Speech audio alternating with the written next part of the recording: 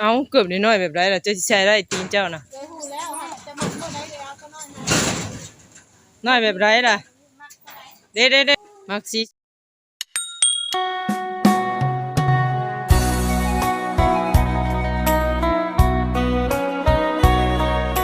เด้อพ่อแม่พี่น้องเนาะมื้อนี้ก็ฝนตกพ่อแม่พี่น้องตกแห้งเนาะแต่ว่าตอนนี้หยุด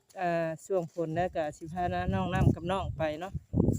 สบายดีเพิ่นได้น้องละสบายดีโดยสบายดีไปตลาดซะบอกอ้ายไหม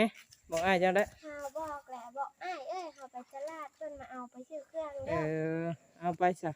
พี่สิทันอยู่หรอกเนาะบ่าย2 3 โมงคาเพิ่นเนาะสิพาน้องน้ำกับน้องทรายเพิ่นไปเลือกเอาเนาะโอ้โคตรทางเปื้อน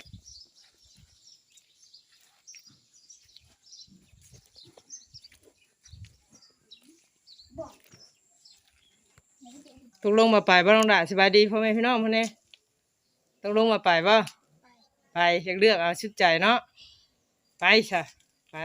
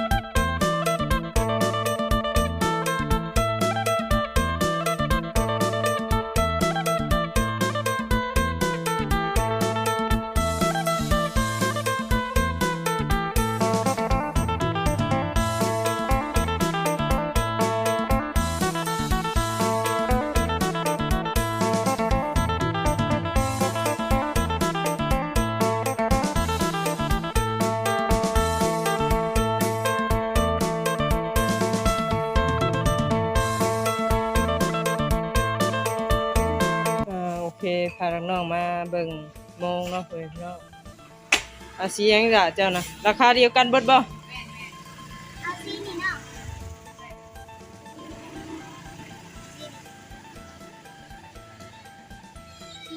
สีดำๆมักคักบ่คุณเลือกเบิ่งดีๆจ้าสั่งเอาเลย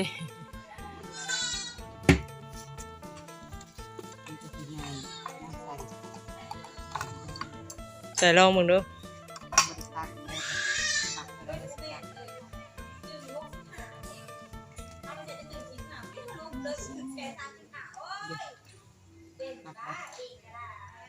จะมักสีผ้าบ่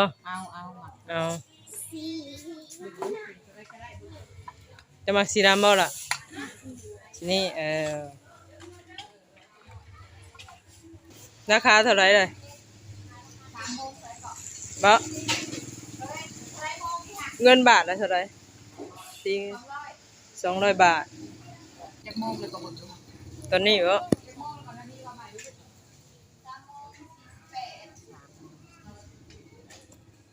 3:48ให้เพิ่นตั้งให้เลยล่ะ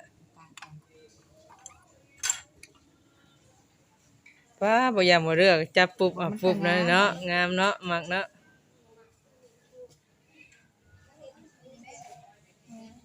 กันน้ำได้อีกบ่แมนใส่รถอืมใส่เดือนละอย่างนี้น้องน้ำนี่ก็ใส่เสื้อสุดเบิกไง สุดรวมนะเลยสุดเลยนะขับโบโล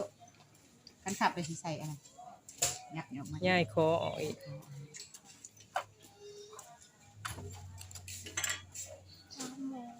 3:48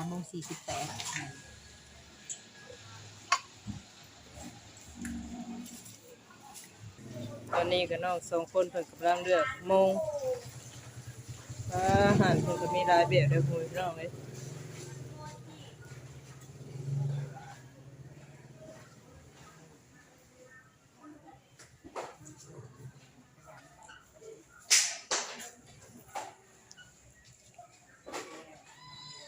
TikTok ตัดสินใจโอเคบ่แหละมักบ่แหละฮะ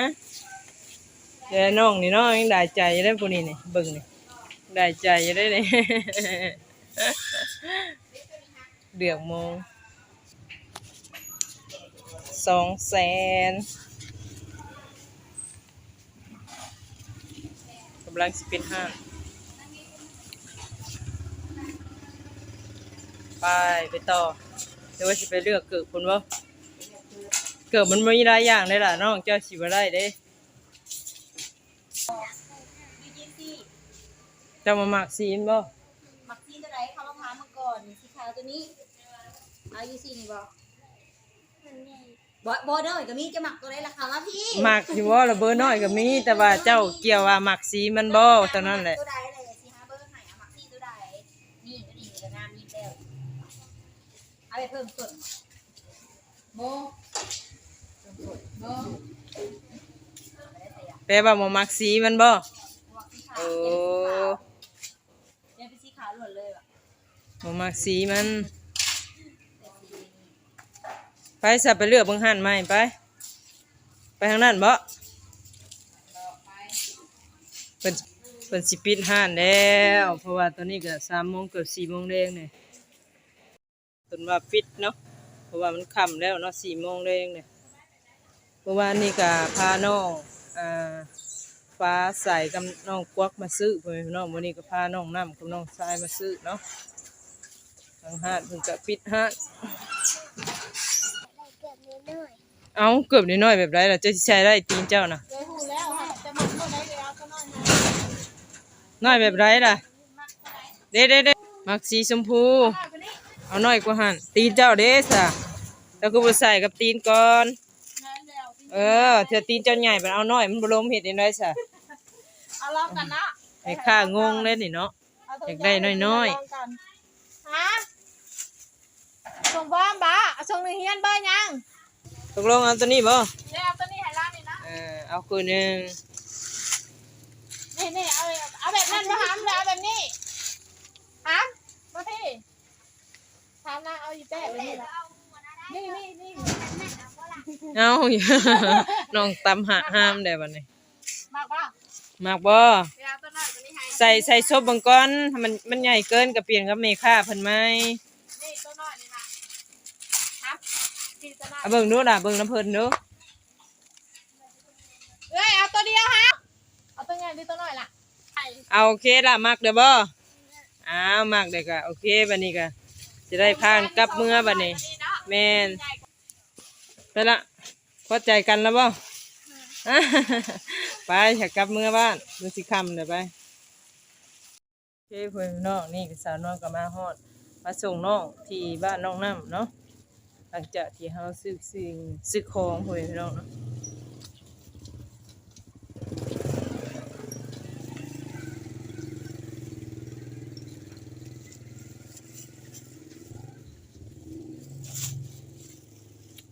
ก็ได้มาส่งน้องน้ำกับน้องทรายเนาะฮอดบ้านเพิ่นเนาะฮอดเรือนเพิ่นขี้ตุ่มเต็มที่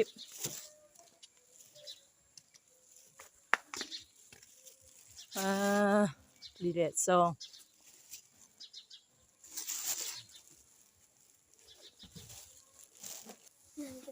เป็นยังไงล่ะดีใจป่ะทั้ง2 คนเลือกเอาตามใจชอบเนาะได้ยังแน่บอกคุณพี่น้องคนนี้ได้มองได้เกิบ เอาซูมาดูมองนั่นล่ะมาซูดูเจ้าน่ะนี่ เสื้อเรื่อยสีฟ้าแต่ก็เกิบผ้าใบคุณพี่น้องนี่คู่หนึ่งเนาะเกิบหมอน้องนี่ซื้อเกิบอยังเดียวเอาเองนี่มักเกิบอีแตะ โอ้อีแตะนี่มันธรรมดาแน่นอนล่ะเนาะเกือบแสนพุ่นนะฮะ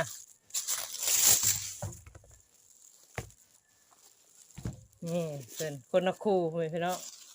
ต้องไม่เท่าไปอยู่แล้วล่ะมันนี่ ตู่มาชงน้อง ส่งน้องเอาส่งผู้ใดล่ะ ชงน้องน้อยไอ้ตู่แล้วเมื่อยแล้วแม่ขับรถไว เอ อันนี้ อ มีตู่เพิ่นเมื่ออุ้มน้องมาชงมื้ออื่นเพิ่นมา อื่นเพิ่นมา เลย มื้อนี้บ่เราไปอะย่างไปบ่ ขี่รถไป เพิ่นมาเอาเราเนาะ เอ้าแม่เฮามาเยี่ยมมึงเมตู้ อืมแล้วไปได้แต่บ่ย่างได้เด้ ยังได้เล่าแต่เฮาถามเมตู้ว่าเมตู้อันมึงเจอมื้ออื่นเพิ่นมาสัมภาษณ์เด้แล้วอันเมตู้ว่าเฮ้ยสิมาสัมภาษณ์เฮาว่าอันเขาว่ามึงเทื่อผิดคำเฮาเด้ เออเอามือเอื้อยมาเอาเด้ซะเจ้าไปไส เฮาไป บอกเพิ่นแน่โอ้โหพี่น้องเพิ่นทราบแน่เอาไปไส ไปโรงเรียน ไปโรงเรียนปาขึ้นมากินข้าวลงไปต่อ นะ โอ้แม่เฒ่าดึกว่าไปหาลิด ไปเก็บอันขี้ ขี้เหงื่อกวดใบตองขี้เหงื่อในโรงเรียน เลย ทราบเพิ่นเข้าห้องบ่